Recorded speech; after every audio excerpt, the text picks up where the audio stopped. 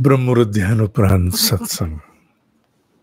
संकल्पों में सफलता किसकी, बुद्धि में स्थिरता जिसकी। असंयमी की बुद्धि स्थिर नहीं रह सकती। असंयम पर किए जाने वाले प्रयोग, प्रहार, तप, उनमें से एक उल्लेख आज ऐसा जिसका पूर्व में भी हम कर चुके हैं। क्योंकि जितने भी तप हैं ये अनेकों उद्देश्य की पूर्ति के लिए किए जा सकते हैं। यहाँ इस श्रृंखला में उसका उल्लेख विशेष रूप से संयम और बुद्धि की स्थिरता, संकल्प शक्ति के जागरण हेतु किया जा रहा है।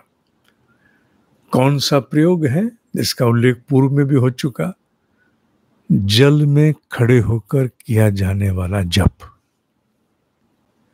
घुटनों तक प्रवाहित जल में, स्विमिंग पूल में नहीं, प्रवाहित जल में, नदी में खड़े होकर के किया जाने वाला तप। घुटनों तक नहीं हो पर ध्यान रहे ये सब सावधानी के साथ किए जाने वाले तप हैं। मनमानी मनमर्जी से नहीं। घुटनों तक नहीं भी हो, जल नीचे भी हो तो ठीक है, पर प्रवाह में नहीं आना। कहीं ये ना हो कि प्रवाह में चले गए तो और लेने के देने, वो नहीं। पूर्ण सुरक्षा का ध्यान रखते हुए और नदी में खड़े होकर के किया जाने वाला जप बहुत बड़ा है तप, और जिस उद्देश्य से करोगे उस पर उसका प्रभाव पड़ेगा। जैसे संयम हेतु मुख्य असंयम को परास्त करना है, मुख्य असंयम का ध्यान करते हुए और जल में खड़े होकर के तप करना है।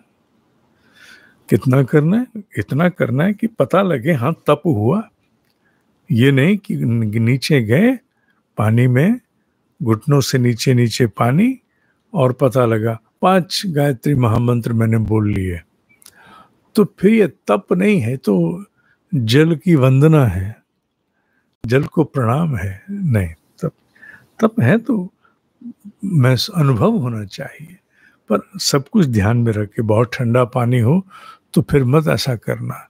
कुछ ऐसा जो शरीर तुम्हारा वहन कर सके। शरीर की वहन क्षमता और सुरक्षा के अनुरूप ही तप किए जाने चाहिए, जिससे वो सफल हो, उद्देश्यपूर्ण हो। शरीर टूटने लगे तो क्या लाभ? कुछ लाभ नहीं होगा।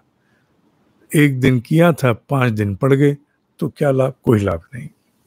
इसलिए सावधानी पूर्वक मौसम देखते हुए तप करना है। न्यूनतम 1 माला, और 1 माला जप न्यूनतम खड़े होकर करना। अधिक अधिक जितना तुम से संभव हो।